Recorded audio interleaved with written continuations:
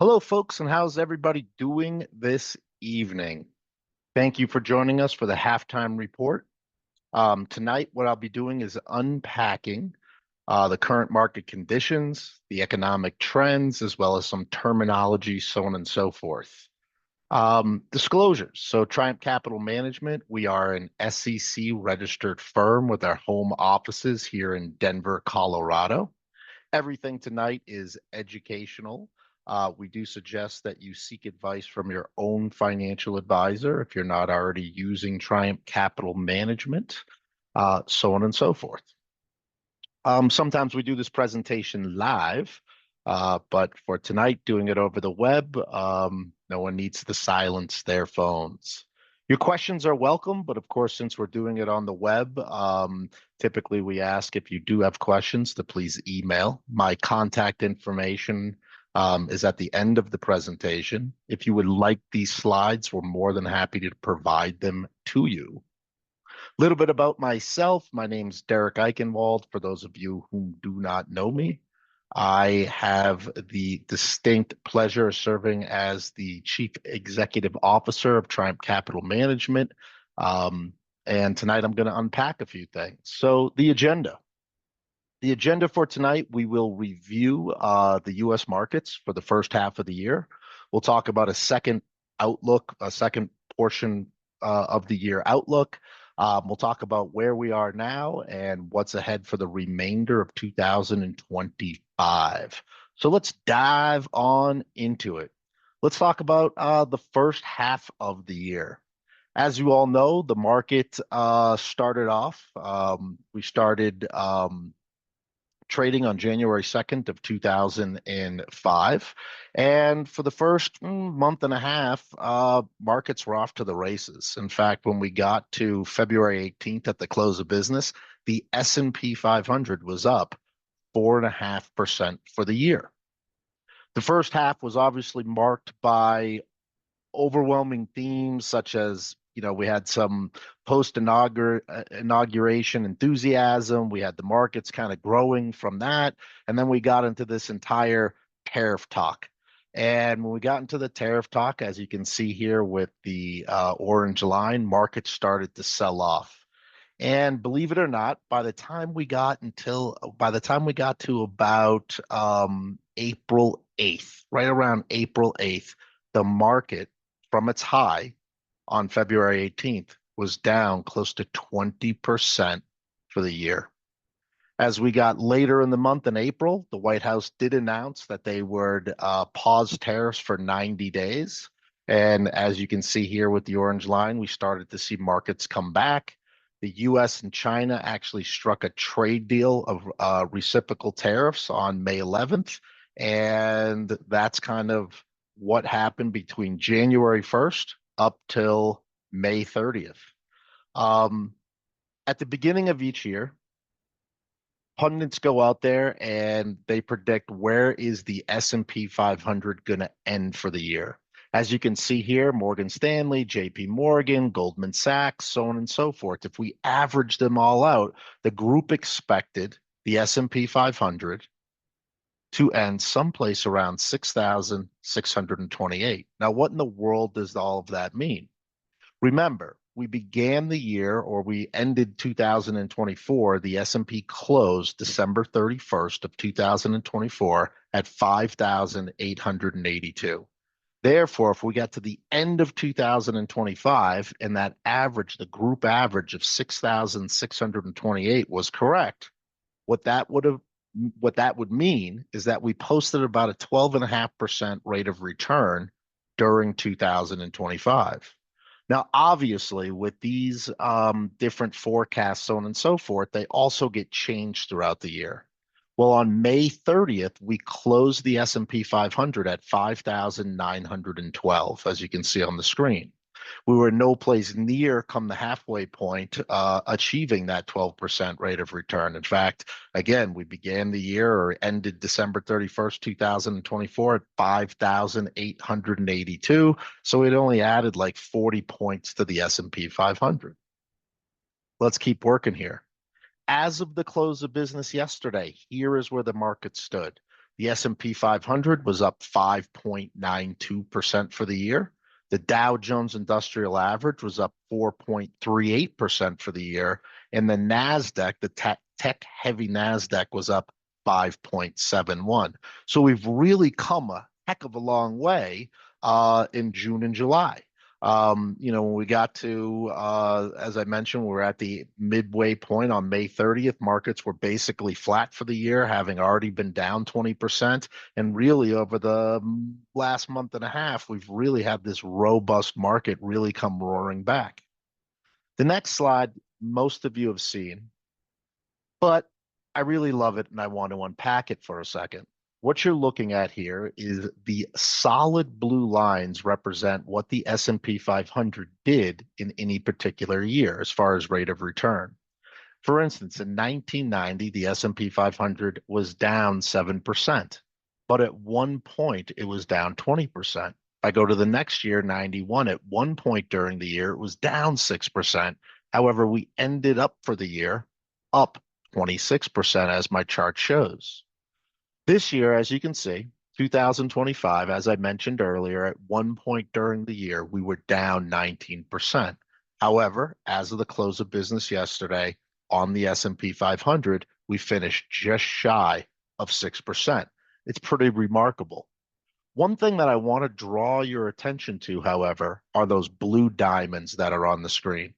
You'll notice if I go all the way back to 1990 and you look for every year inside of the S&P 500, at one point the market was down. And in many instances, the market was down something pretty darn substantial.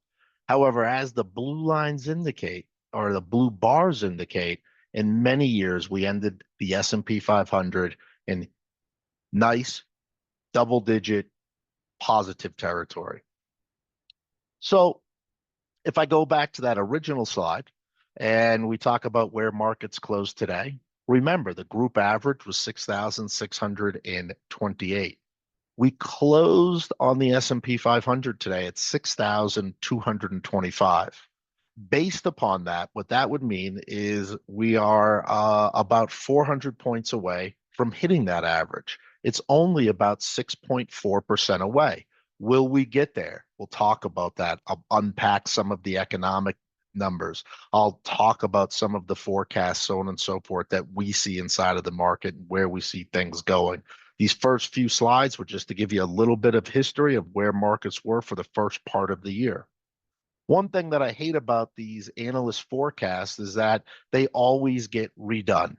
If you notice, this is showing you where we started in December, and along the way, over the first 7 months of the year, many of the large banks have come back out and have put in new forecasts. And as you can see, everybody went lower. Now, the tone has changed. In fact, I believe just yesterday, Goldman Sachs came out and Goldman Sachs gave a new market prediction. If you notice here, they were at 5,700, but they gave a new S&P 500 target of 6,900. So, about another 8% upward from here. So where are the markets really going? If you take a step back, I want you just to think about something with me for a moment. At the end of the day, what are the markets? What is every company trading on an exchange doing? They're selling a widget of some shape, form, or fashion. Every company out there is selling a widget. So if you and I were running a company today and we said, geez, we're creating these widgets, we want to sell them, we take a 50,000-foot step back and we'd want to know, are there people to buy our widgets? So when we go and we look at the economic data out there today, one thing that we want to know is, where's the unemployment rate? Okay. The unemployment rate in the United States of America today, last read, 4.1%. Now, the sweet spot for unemployment is right at 4%. That is the absolute sweet spot that we like to see in the economy, unemployment at 4%. Unemployment at 4.1 is right inside of that sweet spot. So, in other words, there's definitely people to purchase our widgets. Now, obviously, as we come down the data trough, if you will, some companies are competing. They sell similar widgets. What company's better than the other company, so on and so forth. But I'm just talking about the 50,000-foot overview. Are there folks even, out there to buy our widgets? So, we got our last read on unemployment last Wednesday. This was the unemployment rate year over year, June to June. In March of 2025, unemployment was 4.2, followed by April, which was also 4.2, followed by May's unemployment, which was also 4.2. In June, actually, unexpectedly, unemployment dropped to 4.1. Expectations were that we would see unemployment rise a tad bit to 4.3. It did not. Unemployment came down. This is a very good indicator. The next thing that we go to look at is job openings. Okay. And when we go to look at job openings, there is in our last read as of May, 7,769,000 job opening. Now, obviously, you see on the graph here it coming down. But remember, this was after COVID. Remember, after COVID, everybody had a help wanted poster in their window, so to speak. That being said, if you look at this and I were to draw a line backwards going all the way back to 2004, so 21 years ago, look at how many job openings there are. Now, the reason why we look at job openings is it can give us some sort of a idea of where that unemployment rate's going to go. If you have 7,769,000 job openings, very difficult for that unemployment to start matriculating up. Let's keep working here. The next thing we'd want to know is hey, are people getting raises? Obviously, we all know inflation, the price of goods and services going up, but what has the average American's wage growth been? If we look at it year over year, so we go from June of 2024 to June of 2025, wage growth has been 3.71. The average American has received a 3.71% raise in their salary. Now, of course, wage growth is one indicator, but you have to look at it in light of inflation. The United States government gives us two inflation reads every single month: headline inflation and core inflation. Core inflation strips out food and energy, while headline inflation includes food and energy. When we go to invest money, we always look at headline inflation because regardless if it's $1 a gallon at the pump or $15 a gallon at the pump, you still have to fill up your tank to get from A to B, maybe to commute back and forth from work. And when it costs you more to fill up your tank at $15 a gallon, let's just say, you have less disposable income to spend on widgets. And so if you really think about this, wage growth, 3.71, and headline inflation, which has been continuously coming down at 2.4. So to unpack that again, if we were a company and we were creating a widget and we said, geez, are there people out there that are going to even buy our widget? Where's unemployment at? Where's job openings at? Where's headline inflation? 2.4.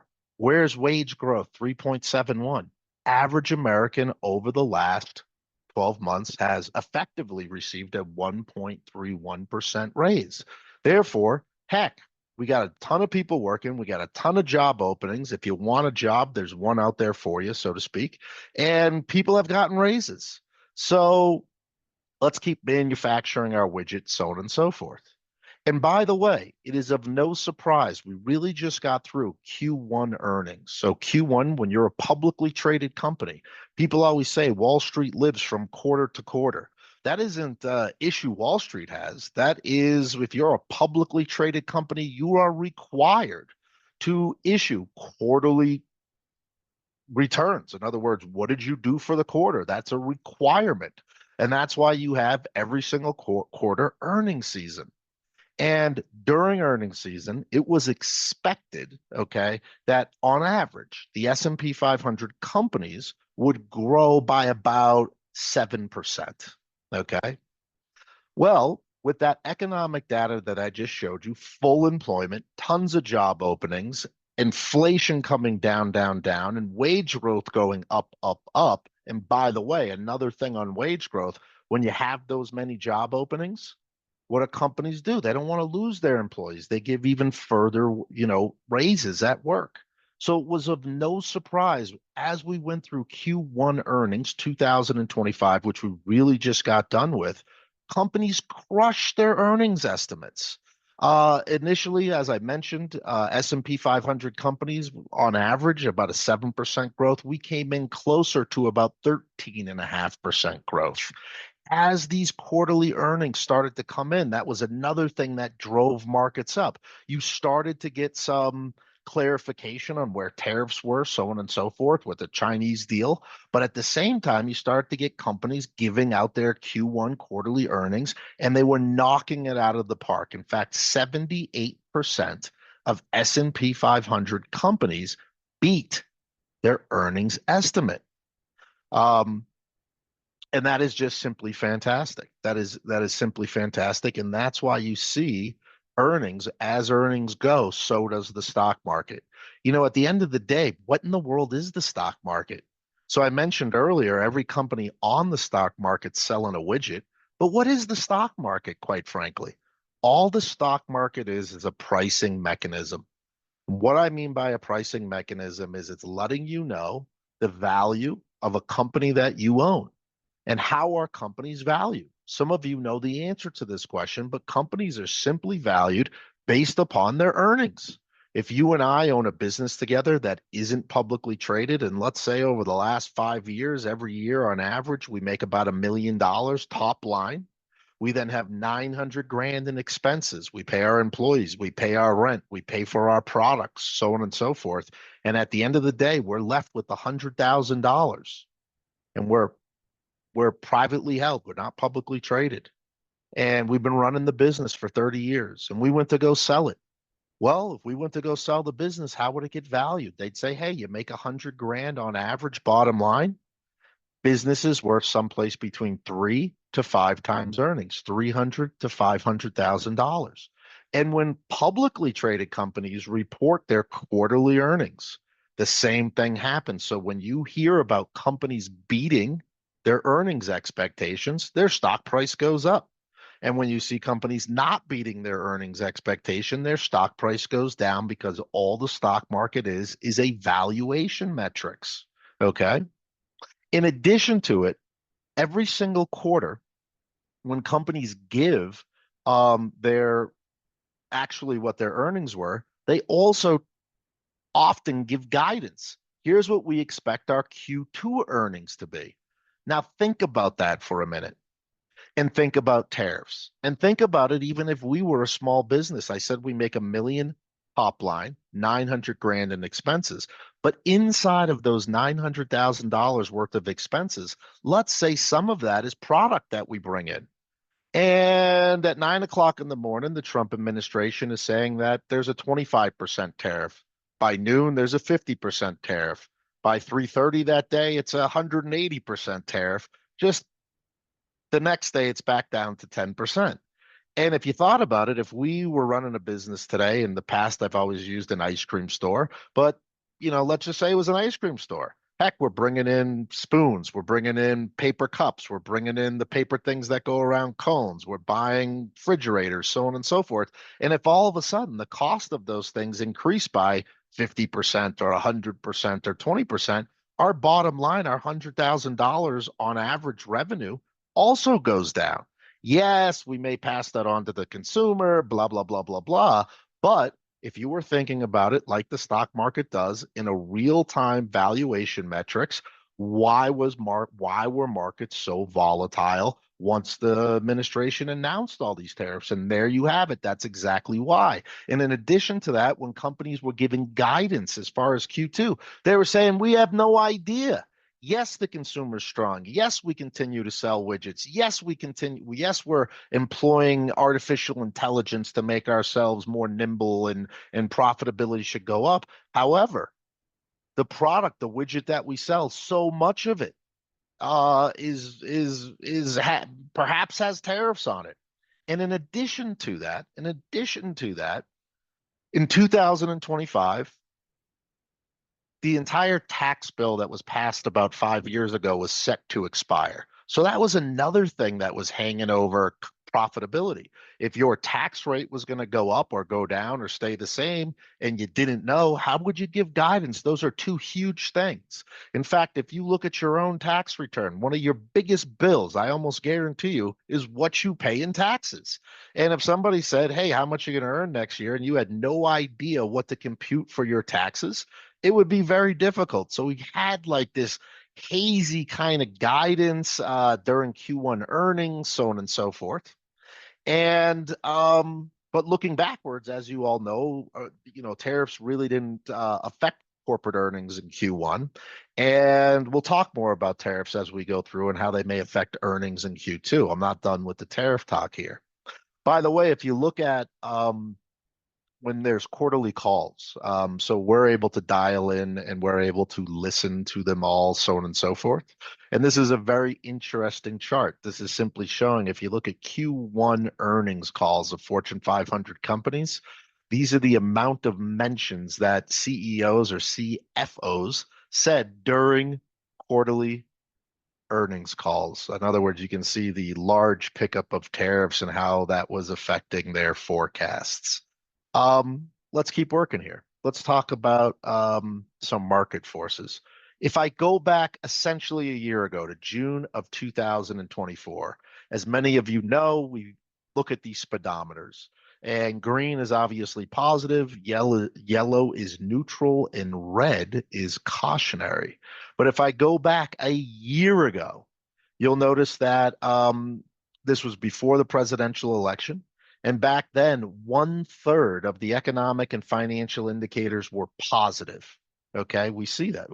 They were positive indicators, with only two being in the red, which was equity market valuations and geopolitical risks. By the way, geopolitical risks are like always in the red, been that way for a very long time, but you had tons of green indicators and many of the yellow indicators moving into green territory. If I go to March of 2025, as we got into March, look at all of that green. That was, even though you go March, geez, Derek, that was horrible. No, remember the first 2 months, two months of the year, markets were already up 5%. This is right at the beginning of March. It wasn't until, really April until that tariff talk came into play. If I fast forward to June of 2025, here's what our speedometers look like. You see a lot more yellow than you saw just a year ago. You still see the same thing in red. Equity valuations and geopolitical risks. Will unpack some of this. And I'll unpack some other things for you. But I guess to put a cherry on top of this thing, you're going to see that many of these speedometers, it did get a little scary through things because, again, things were very unknown. But many of these speedometers, as I put together our July speedometers, will move into the green. Maybe you'll agree with me as I share some economic data with you. If we take a moment to consider some potential headlines. Some stuff that you're reading or hearing on the news, so on and so forth, are markets hit all-time highs. The deadline for the tariff negotiations is August 1st, and this time I'm not kidding. That was a tweet that came out this morning, I believe. Things are slowing down. The labor market's slowing down. Of course, it's slowing down. We came out of COVID. Things were red hot. It's slowing down, but it's still extremely strong. You would expect things to kind of slow down, okay? Artificial intelligence, these types of things. Many of the headlines, as you know, are meant because they're selling a widget, they're selling a TV show, they're selling a newspaper, so on and so forth, and they want to capture your attention. So again, let's start to unpack where we see things for the second half. So as I mentioned earlier, as of the close of business yesterday, the markets were in nice positive territory, with the S&P being up just shy of 6, the Dow just shy of 5, and the tech-heavy NASDAQ just shy of 6%. But where do we see things going? Obviously, one thing that caused all of the turmoil in the first, quarter of the year was tariffs. And we're starting to see that flare back up. The market has largely ignored it this time around because the administration does seem very willing to put some sort of negotiations in place. and has been willing to kick the can down the road. Now, the tweet that came out this morning with Trump saying, and I mean it this time, August 1st, what a lot of people don't realize is what agreements have we already put into place. So we've signed agreements with the United Kingdom, Vietnam, China, Canada, and Mexico, Australia, and Indo-Pacific countries as well. There are a number of deals. There's no formal agreement yet in place with Japan and South Korea. However, I would expect to see a deal done by August 1st. The European Union, Trump's talking about imposing a 50% tariff on them if something isn't done by August 1st. India and some other Southeast Asian countries. We're following these tariff discussions very closely. But if you think about it, some of our major trading partners, such as China, Canada, Mexico, Australia, and some of the other Vietnam and United Kingdom and some of the other Asian countries, we've already done deals with. That's in there's formal deals in place. The big ones on the horizon will obviously be with Japan and South Korea, as well as India and the EU. Um, and so we're following that, but this could absolutely cause some volatility in the market, right? We're getting closer and closer to August 1st every single day, and I don't know if the administration's going to kick that can down the road, but they've been willing to in the past. They've been willing to kick the can down the road in the past. We'll see what happens. Um, Valuations. So, another headwind that is in place is valuations, PE ratios. Listen, since 1938, if you look at the S&P 500, the S&P 500's average valuation is around 16 and a half times earnings. So earlier I mentioned if we owned a business together, top line 1 million, bottom line 100,000, and we went to go sell our business, on average, we'd get 3 to 5 times, meaning the check for 300 to 500 grand to sell our business. If we were publicly traded, on average, we get a check for 16 and a half times earnings. In other words, we would get a check for 1,650,000. Why is a publicly traded company more valuable than a privately held company? And the reason for that difference, about that 12% difference, is what is referred to as the liquidity premium. In other words, if you own an ice cream store and it comes out in the newspaper that ice cream causes cancer, you can't quickly sell your ice cream store. Versus if you own Haagen-Dazs stock, with the click of a button, you're no longer in the ice cream business. And that's why publicly traded companies get a higher valuation. If I go back to 1938, average valuation of the S&P 500, 16 and a half. If I go back to 1950 until current date, average valuation is actually closer to 17. What I'm pointing out to you on my chart is as of the close of business yesterday, valuations were at 24. So well above average. What does that mean? One of two things, or a combination of two things, needs to happen. Everything reverts to the mean. That's an easy way of saying it. In my line of work, we refer to it as Fibonacci retracement. However, unless you're really curious, I won't call it Fibonacci retracement. I'll just say reversion to the mean. And so today, valuations of the S&P 500 are at 24 times earnings. If I go back in history and I look at it, whenever we get valuations that get well over their skis, for one reason or another, we have valuations revert to the mean. So, what needs to happen to revert to the mean? One thing that could happen is that stock prices could come down. Another thing that could happen is that earnings could go up. And obviously, a third thing that could happen is a little bit of both could happen. Okay. Now, when I show that to you, that is concerning. That's another headwind. I love this chart. It's a little bit busy. Let me unpack it. Down the left-hand side of the chart, you have the 10-year annualized return of the S&P 500 based upon PE ratios. So back in 2008, I'll never forget it, the Dow Jones Industrial opened the year up at about 14,000 on the Dow. Okay. As you know, 2008 was the global financial crisis. I remember at the time the market had fell all the way down. The Dow Jones fell from 14,000 down to 11,000. By the way, for context, today the Dow Jones Industrial Average is around 45,000. But again, 2008, it was at 14,000 to start the year. We dropped down to 11,000. If you think about that for a moment, it was about a 23% sell-off, and that looked maybe like a buying opportunity, maybe a buying the dip opportunity. Of course, Lehman Brothers came out, and when Lehman filed for bankruptcy, and then closely after that, Bear Stearns, and then the everything else that happened, but the market dropped all the way down to about 7,000. I'll never forget the day I was driving up to Evergreen to see a client, and I was listening to CNBC, the radio show, and Warren Buffett came on. And Warren Buffett said, I have no idea what the market's going to do tomorrow, what the market's going to do next week, or for that matter, what the market's going to do over the next 12 or 24 months. But what I do know is the market at 7,000 means that PE ratios are at 7. And when PE ratios are at 7, I'm buying as much stock as humanly possible. Why? Because things revert to the mean and right, companies would go back to 16 and a half. So if you look at this chart here, here's where when PE ratios were very low, which only happens when you have a huge market sell-off. And look at those data plots. This was the annualized returns of the S&P 500 for over a 10-year period. As P ratios get higher, like where they are today at 24, look at what those returns look like, negative, because things revert to the mean.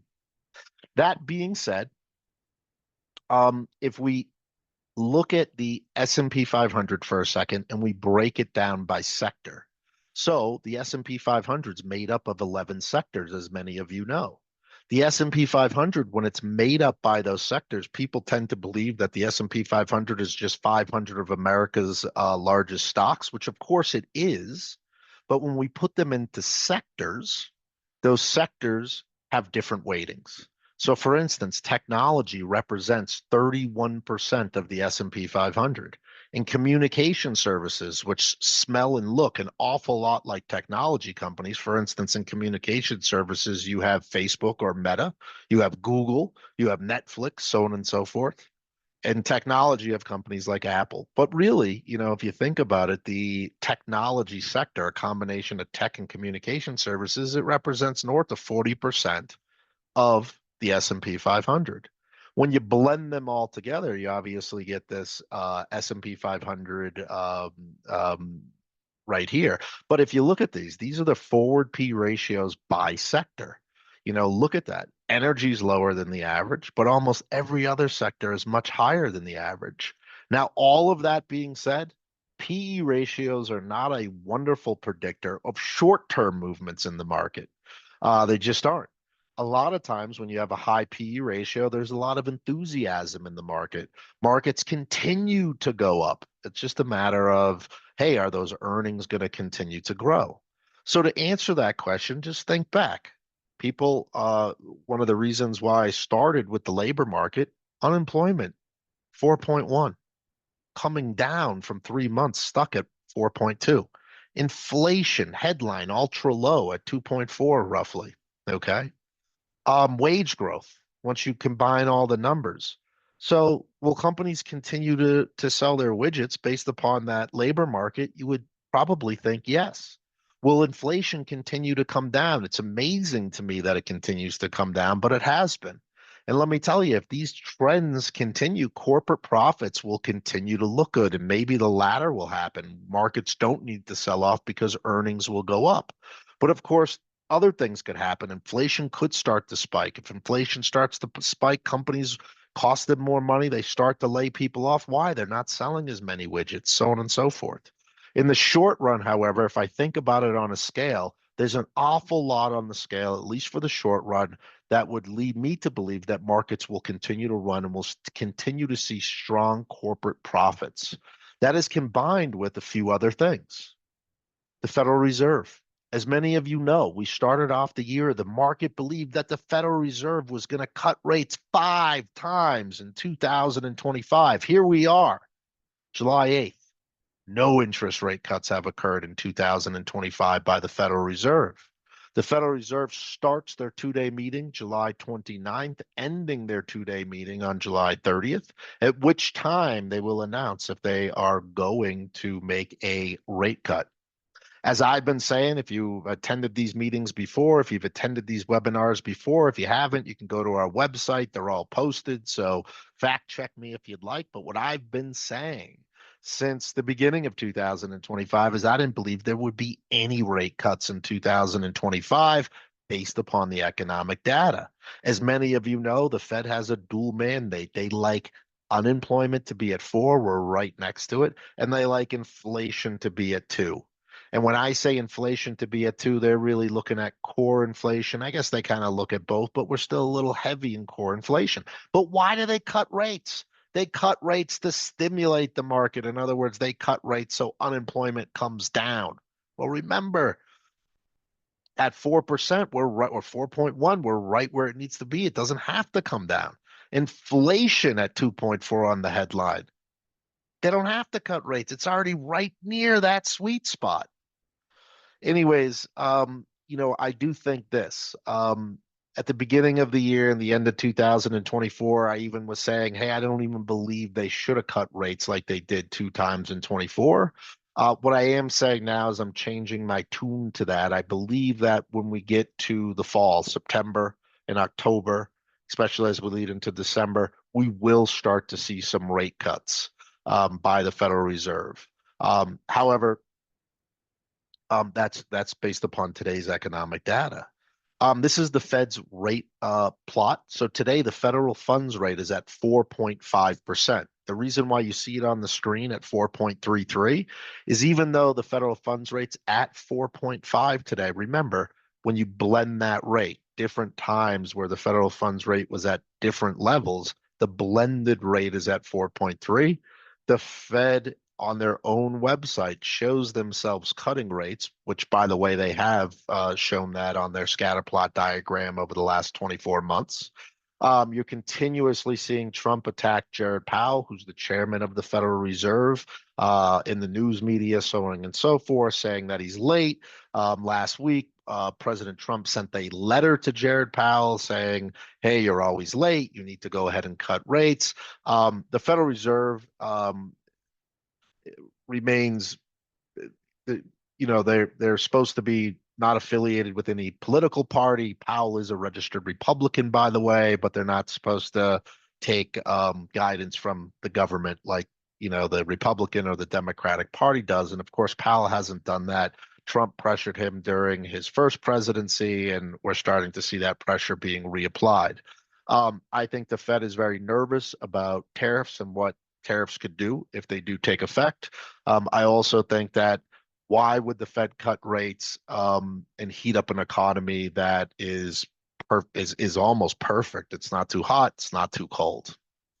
That being said, for those of you whom are bond investors, I showed you this graph earlier showing you as the S&P 500.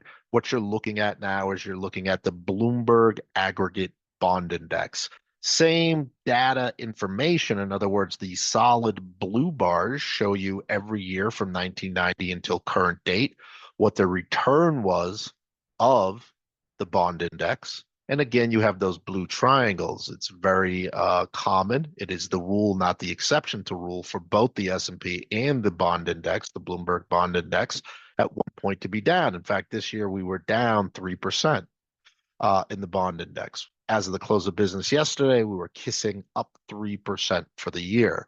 By the way, bonds and stocks have a tendency to zig when the other one zags, so they offer some offsetting benefits. 2022 was the first year since about 1938 that both the stock index and the bond index were both down. One of the reasons for that was the Fed taking the federal funds rate from 0.25 up to 5.5. This year we were down 3% at one point, largely due to the fact that the market was expecting these Fed rate cuts, not getting them, and therefore bonds went down in value.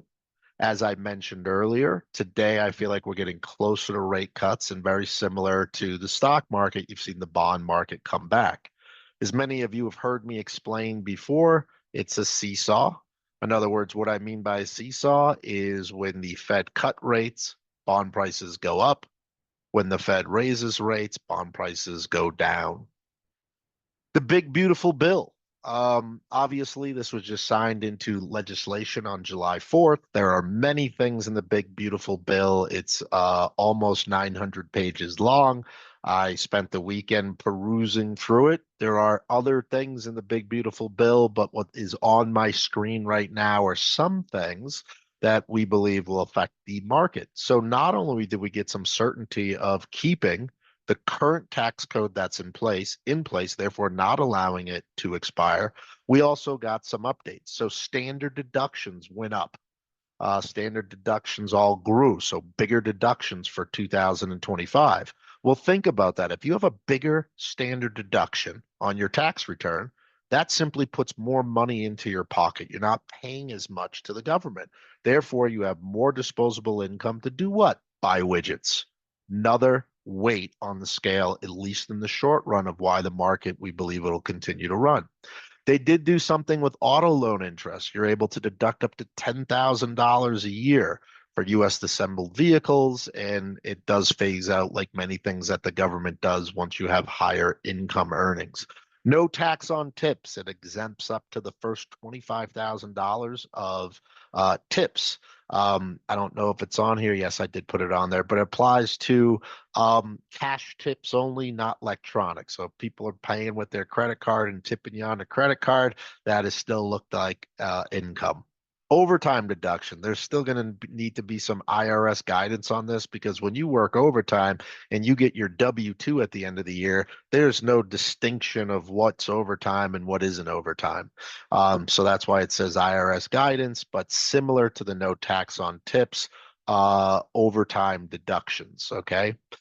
Very interesting. There's these new things called Trump accounts. For those of you who've had children over the last 7 months, so January 1st up until current date, those of you who have grandchildren that were born in 2025, automatically the government will be opening up what will be referred to as a Trump account, and $1,000 will be added to it by the federal government. That $1,000 will be invested in the market indexes. Another positive weight for the stock market, as are the other things that I mentioned. If you have an auto loan, if you are somebody who received tips, if you are somebody who works overtime, and you will be taxed less on these things, it puts more money into your pocket. And when you have more money in your pocket, one of two things happen: you deposit it into a bank or you spend it. If you spend it, you're buying widgets, and if you deposit it into a bank turns around and lends that money out.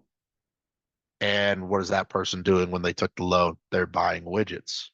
The SALT deduction. So what the SALT deduction was is when you go to pay state taxes, you're able to deduct what you paid to the state from your federal taxes. And that was capped at $10,000. Inside of the big beautiful bill, that has gone up to $40,000.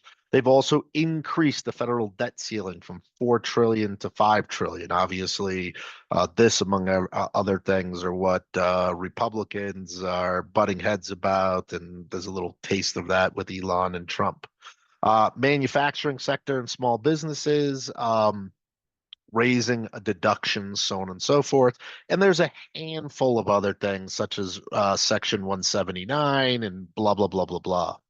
If I break it down and I look at the market, it is, again, another weight on the scale of why markets may continue to run. But if we look at sector winners, we like industrials and manufacturing, energy, another point of the Elon Trump saga. What they did inside of the big beautiful bill is they rolled back a lot of the green subsidies, and therefore, that's perhaps a sector winner with energy, traditional energy. Defense sector, obviously, there was a lot of funding inside of this bill for ICE, as well as the Golden Dome and overall defensive spending. Financials have been a big winner because interest rates have remained higher for longer. And retail and consumer discretionary. Obviously, in the short term, with consumers having more money in their pockets, that should lead to higher retail sales, which I'll actually unpack a little bit more here in a second. Some areas that will probably have some headwinds inside of them are the clean energy stocks, healthcare, as well as utilities for the exact same reasons. Um, Another headwind is feelings about the U.S. economy. So the University of Michigan, every single month goes out there and they interview households and they ask them 50 questions. They ask them questions like, how do you view your current financial situation? Better, the same, or worse than a year ago? How would you describe business conditions in the country? Good, bad, or uncertain? And based upon that, they get a score. And our latest score, or actually, we have a score after this, but I left up May's score. I have June's score for you. I just didn't put it on here yet. There's a reason for it. May's score came in at 52.2. It's one of the lowest readings that we've ever had since 1978 when the Michigan Consumer Sentiment Index was developed. Now, why is that important, Derek? They're making a cold call to a family and they're saying, hey, I'm with the Michigan Consumer Sentiment Index. We'd like to ask you 50 questions. Why is that important? Here's why it's important. And some of you maybe have heard me use this analogy. Let's take a school teacher. Let's take a husband and wife who are both school teachers. As a school teacher, their salary doesn't change. Doesn't much matter what's going on with the economy. I shouldn't say their salary doesn't change. Obviously, they get raises. Obviously, if they have more education. Obviously, if they have more responsibility. But my point being is they are not really subject to the ebbs and flows of the economy versus, say, a home builder is, right? Um, and let's say those two school teachers this weekend for July 4th, or not this weekend, let's go all the way back to '08 again. It's July 4th. They're at the neighborhood picnic. And at the neighborhood picnic, they say, geez, where's the couple from up the street or the other couple from down the block? And they say, oh, geez, didn't you hear Jim lost his job and they lost the house? The other couple, they lost the house, right? People, high unemployment, so on and so forth. Those two school teachers that really their salaries aren't affected by the ebbs and flows of the marketplace. They're walking home and they look at each other and they say, geez, we need to tighten our belt. We're not going to go out to eat tonight. We're not going to buy the new Apple iPhone that comes out in September, so on and so forth. And so the way people feel does somewhat dictate the way that they will spend. When we have a reading above 90, it's very strong optimism, and it's likely for the consumer to increase their spending. We have readings between 80 and 89, it's obviously mild optimism. When we're below 70, it's pessimism. And when we're below, well below 70, like I said, one of the lowest readings ever at 52, caution, fear. Now, let me remind everybody this was from May. And in May, think about it. We were just starting to come out of the market being down almost 20% for the year. You have somebody new in office. People hate change. Um, they may hate Trump, they may love Trump, but what I mean is people just hate change. So that's something that maybe bugs people. They're looking at their 401k values and they've seen them gone down. As I mentioned, the S&P was down 20% kind of when this survey was coming out. Um, and that was quite concerning, obviously. So it's not as goofy as it may sound. It does mean something. Now, listen, the June number came out. We had a big jump. The June number wasn't hugely positive, but the June number came in at 60.7, 60.7. So that's a pretty darn good jump from where we were. Obviously, markets have recovered. The tariff talks are getting behind us, so on and so forth. Maybe your spouse has made this comment to you. It's not what you say, it's what you do. When we look at retail sales numbers, so retail sales numbers are consumer spending, and on retail goods and services. The consumer's still out there spending. When you look at consumption out there, these numbers look fairly low, right? Core and headline, right? These are consumption numbers. Um, but if I again draw that line all the way back to 1960, not the highest number, but really one of the highest reads that we've had since the early 90s, right? And so the consumer is maybe saying, yeah, I don't feel as good about things. Yeah, I'm not going to take a vacation this year when answering those consumer sentiment questions. However, if we look at total consumption number that we get every single month, and of course our last read here is simply showing us that the consumer's still out there spending money, and it's no coincidence. It's no coincidence because folks are fully employed, folks have gotten raises, there's plenty of job openings out there, so on and so forth, and markets are back.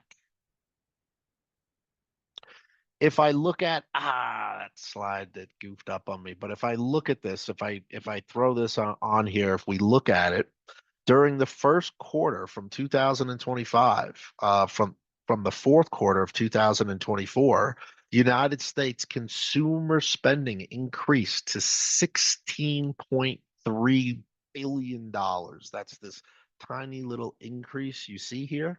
Look at the increases of the past. So again, some of those headlines that I mentioned, things are slowing. Yeah, they're slowing down a little bit. We came out of COVID. We had these huge jumps. Consumer spending's still there. It's larger than it was the quarter before. If I go to do some forecasting out there, these are economic forecasting. This isn't month over month. This is actually uh, forecasting till the end of 2026. You actually see as we get to the third quarter. So if you thought about a bunch of graphs inside of here, kind of slowly going up, but consumer spending going up as we get into 2026. Again, this isn't a 1 month jump. This is over the next 24 months, and then kind of tapering out. Um, just because of market cycles, so on and so forth. But what I like to say is I like to say, hey, listen, we need to stay focused on the fundamentals. When markets were down earlier this year, 19%, my phone was ringing. People were concerned. I was taking a lot of meetings and coaching a lot of people out of jumping out of a window. And I shared with them, I said, listen, here's what the labor market looks like. Listen, here's what the stock market is. It's a valuation metrics. Yes, valuations are all messed up today because no company knows what in the world they're gonna be making, especially with this tariff stuff. Not to mention, where will tax policy be? Two of the largest expenses that companies face or would face, tariffs and taxes. But I said, listen, the labor market's still amazingly strong. I think the Trump administration's not looking to derail the entire United States economy. In fact, I think that they're just looking to put in new trade agreements and perhaps with those new trade agreements, make the economy even stronger.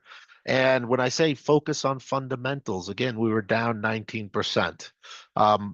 When I talked to many clients, when I talked to perhaps many of you, I brought you through this very similar data and I gave you forecasts of where we saw the market going. There are times, right, that we're not bullish. If we saw unemployment ticking up, if we saw inflation going up, if we saw corporate earnings coming down, which is a result of unemployment going up and a result of inflation going up, my tone would have been completely different. However, that was not inside of the data. So our data at that time, obviously, when I did this in March and did it at the end of the year, was kind of the same of what I'm showing you now. 5% or more pullbacks are perfectly normal. What do I mean by a 5% or more pullback? In other words, a drop in the market of 5%. Last year, 2024, excellent year inside of the stock market. We were up 20%. 2023, another excellent year inside of the market. I think we're up over 20%. However, during the course of that year, we had two 5% or more pullbacks. And I'll ask people, I'll say, do you remember why we had those two in 2024? Because right now, all they know is, hey, 2024 was great. And they say, no, Derek, I don't remember why we had two 5% or more pullbacks in 2024. And I said, but you called me 20 times. We had 3 meetings, right? My point in saying all that, which by the way is perfectly fine, but my point in saying all this is that these are historically very common. These are historically very common. Shouldn't necessarily freak out about a pullback unless, of course, it's caused by other economic factors, some of the factors that I was sharing with you this evening. Let's keep working. If I break it down into sectors, this is showing you the pullback by sector. for the year. I mean, look at that. Tech was down 26%. We could look at that at the NASDAQ.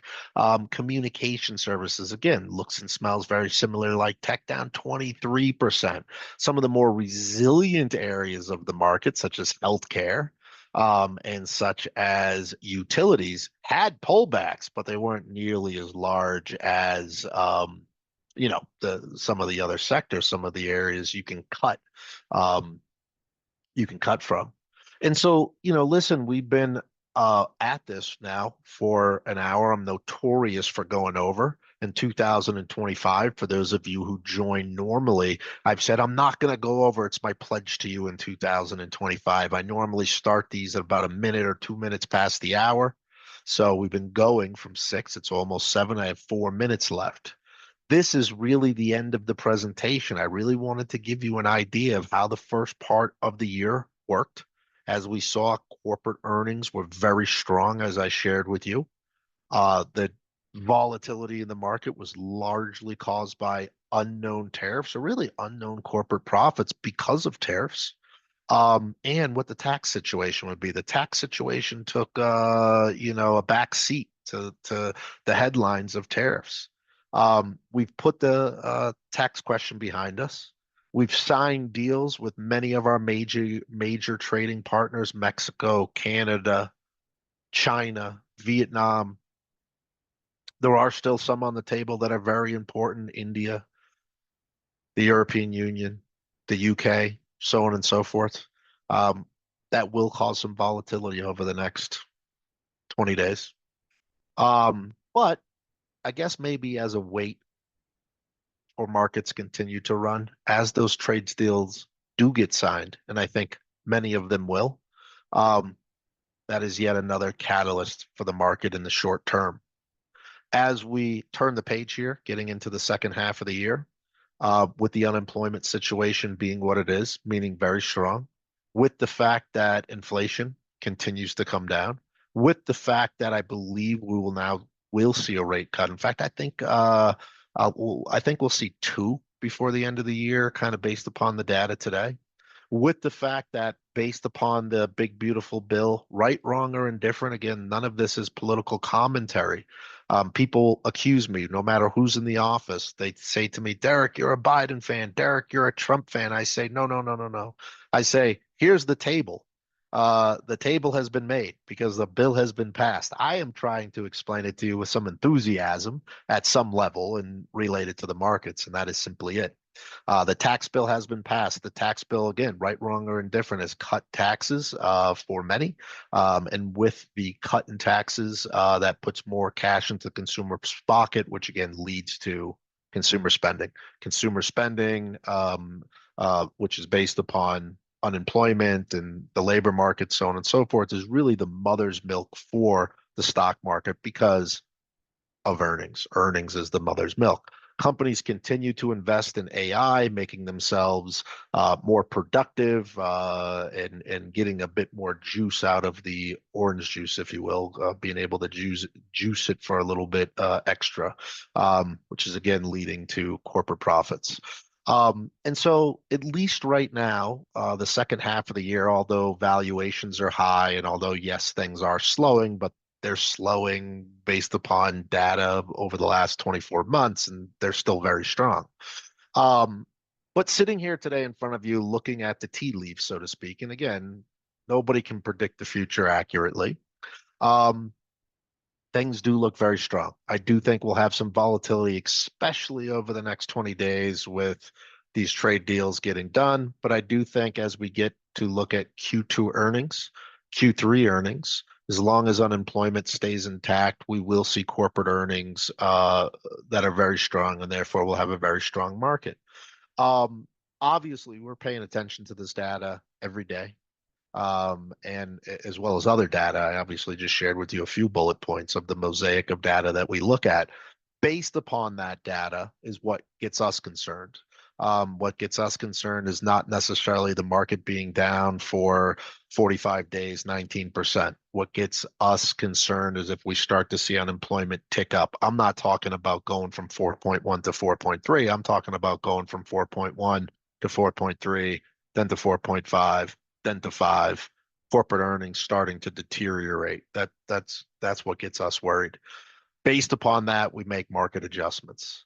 My next slide is really just your questions. Again, because we're doing this online, I won't open up for questions because it gets weird with having to turn people's mics on and all that stuff. But if you have any questions, feel free to call, feel free to email. Until next time, as you know, we'll keep you informed. We're looking at this stuff all day long, but I like to share it with you all just to give you some idea and maybe steer your head away from some of the headlines that are truly looking to sell you paper.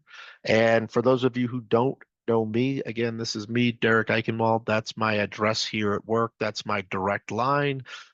This is the business information. The business is actually 555. So 4 5s, where 555 wants me directly here in the office.